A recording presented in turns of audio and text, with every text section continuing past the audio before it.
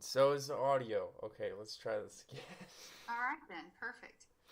All right, so hi, I'm Andrew Kopinski from Florida Southern College, and I'm currently majoring in communications. So, Miss Neidigh, can you tell me a little bit about what it is that you do? I would love to. I am a psychotherapist. I've been practicing for 26 years, and I also practice hypnotherapy, which is something that I added in the last couple of years, which I really love because it's helped my clients not only learn faster, but be able to keep the changes more permanent. And I also know that you've worked with some very impressive athletes in the sport of swimming. How long have you worked with athletes? I love that question. Thank you so much for asking. I've been involved in athletics my whole life. My father was a boxer, he was also in the Navy. And I had two brothers who were athletes, one a swimmer and the other a tennis player. And I do some running, but really never cared who could catch me. I wasn't very competitive. I've always been competitive behind the scenes. But I also have two daughters who are collegiate athletes. Lauren's actually retired. She swam for UF and University of Arizona. And Ashley's currently a senior and also a current SEC champion in the 1650 freestyle in the mile for Auburn University. So it's been an exciting time in the sport of swimming and other sports for me as well. My son was also a pro-am golfer, and I don't want to forget to mention him because he had a choice to go pro, but decided that he would rather do something different and just use golf as a hobby, which has come in really handy in some of his competitions against the police department. He's a fireman, so that's my background in sports. But I work with athletes, not just swimmers, but primarily swimmers at this point. I also work with the sport of taekwondo. I just returned from the U.S. Open working with a couple of athletes there, and they did very well. And I work with golf. I have a cousin who's a pro golfer and also an educator for the PGA, and I hope to be working with that organization very shortly. So, yeah, so ice hockey, soccer. So I work with all sports because the concept is the same. You have to have the physical side of your sport. You have to have the technical side of your sport. But if you leave all of that to chance and you don't include the mental part of that sport, then it's like showing up for your event and with guesswork. And if you have the mental part in place, that's all you really need to show up with at all because you put in the hard work at practice and you've nailed all that back in your subconscious mind and you're just ready to go. And if you can do that, you can do amazing things. Just like some of the athletes that I've worked with have done, just amazing, incredible things. And just like my daughter did just several weeks ago. So you talked about, like preparing for the sports and that. And I know you do a lot of things with hypnosis, and I was hypnotized once as part of a show. Great. It was a lot of fun. But how is it different from a show versus working with athletes? Well, the stage hypnotists are just amazing because they use hypnosis to have a good time and help people just enjoy themselves while experiencing hypnosis, which is I think is a great way to be introduced to hypnosis because everybody hears these weird things about hypnosis or they simply don't know, so they fill in the blanks based on what they've seen on television or what they may have heard on or seen on YouTube or heard from some of their friends. And, not everybody has the same experience with hypnosis, but most people do very well. And I have an audio that explains hypnosis, and also I'm going to be doing a video for my website because I think that's a great idea just to let people know and understand what it's all about. But basically, we're teaching people to use all of their brain, not just part of their brain, because when we use our front brains or our conscious mind, that's wonderful. It's also very taxing because we're in learning mode. And if we can take those things under hypnosis or when we go into hypnosis, we can nail those back and make learning easier and more permanent and not have so much test anxiety or performance anxiety or things like that. So I went to get trained to add that to my practice and add it to the cognitive therapy that I've already done for so many years. and it's worked quite well, so well that I'm going to keep going in that direction, and hopefully that I'll be able to get this message out to other people who trust me and know me, and people who don't know me that hopefully will trust me to do that in the future. That it's a good thing, it's a natural thing, something that we do in and out, every day when we're driving or just relaxing, or there's so many examples that I can give you that are just very natural things. And so that's what I want to do. I want to get the word out that hypnosis is A-okay. It's a good thing, and it's not something to be afraid of or something, scary and weird from the movies. And then, so what ages do you generally work with for hypnosis and other practices that you do? Okay, well, I work with all ages, actually. If you're, let's talk specifically athletics right now, but starting with age group swimmers is the best place to start, because you're building a foundation and including the mental part, the mental toughness aspect of swimming, or whatever the sport may be, at a very early age. And so that can help the athlete and parents and coaches to avoid pitfalls in the future, which I think is really important. I can only imagine if my kids had this piece, what they could have done, and they did pretty well.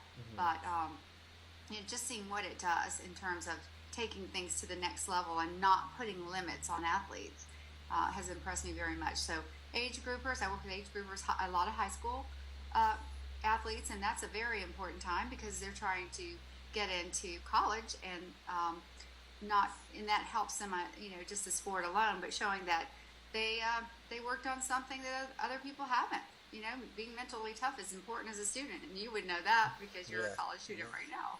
So I think that's really important. And also you've got students that want to go on and become student athletes and have their educations paid for. They want to be recruited and get all the perks that come with that. Or even if the money isn't there, they want to be a part of a team so that they start college with a friend group, a support group, and a mentor, whether that be the coach or coaches or nutritionists or whoever they have around them. So, and moving on to working with college swimmers, that's been fascinating, and I've seen a lot of improvement with a lot of my clients there. And I can't wait to work more with to work with even more college teams and coaches than I do right now, and have them understand and believe in that process. Moving on to professionals, that's something that I've also done, and everybody thinks, well, why would a professional need that at that point? Well, question answered being this: every time you change levels, you have a new set of challenges. You have more people chasing you, and you start thinking, negative thoughts again, or I would say maybe not negative, but thoughts of uncertainty and doubt. And so that has to be addressed. And so it's not a long process. In fact, that's what I love about it. It's actually not a very long process at all. And if you start it when you're an age grouper, all the better. So how can people get in touch with you, find more about this stuff? Okay, well, there's several ways to get in touch with me. You can reach me at my private practice, Community Behavioral Services. I have an office in Orange Park and Jacksonville, Florida, and the number for that is 904-269-2013. And if you're interested in the sports program, of course, you would ask for the, just mention the AIM program, because that's my sports program. It's not just sports, though. It's relaxation, weight loss, smoking cessation, which is very important to me to help as many people stop smoking as I possibly can. And I have a great protocol for that, by the way it's one day, and it's been working tremendously well. Another way is I have a website, and that's aim-for-success.com, and also a Facebook page, Aim for Success. So there's also another phone number on that website. So any way you can reach me. I try to put as many ways out there as possible, but I want to reach people, and I want to help them accomplish what they need to do in terms of addressing the mental side of whatever it is they're putting so much time into. Because whether it's swimming, another sport, trying to lose weight, stop smoking, whatever the issue might be, it takes a ridiculous investment of time. And, when we work hard at something. And I just want to make that easier for people. And then I've also heard that you have audios that athletes can buy. What can you tell me about those? Oh, thank you for asking about that, because that's something I'm recently very excited about. The products obviously didn't come to fruition easily and quickly. I've been working on these products for over 15 years to perfect them, use the language that people need to hear, learning from clients and observations. So actually this weekend I went to a marketing conference that was phenomenal and so helpful that I'm able to go ahead and market 6 of my products right away. And I'm excited. And the reason I wanted to do that is when you think about, actually we don't have to talk about swimmers or students or parents. All of us are limited in terms of time. So this is a way that I can reach more people with limited time involved. And I think that's helpful. And so I hope that my clients will find that helpful as well. It also helps everyone relax and sleep and receive the proper affirmations that they need to hear, just to be, to feel more confident overall. So whatever it is that you're looking at, whether it's an audio for between prelims and finals at a swim meet, or one for relaxation, or one to stop smoking, those things will be able to help someone, whether it's 9 o'clock at night or 6 o'clock in the morning, and they don't have to be face-to-face all the time with a therapist or a hypnotist or whatever it is modality they choose for help. So. Do you have any other closing remarks? Just that I really hope that people will reach out and take advantage of this. I really hope that swim coaches, parents, and athletes will take the mental side of their sport very seriously. I hope that students will take it very seriously in terms of test anxiety or stress or any other issues they might have.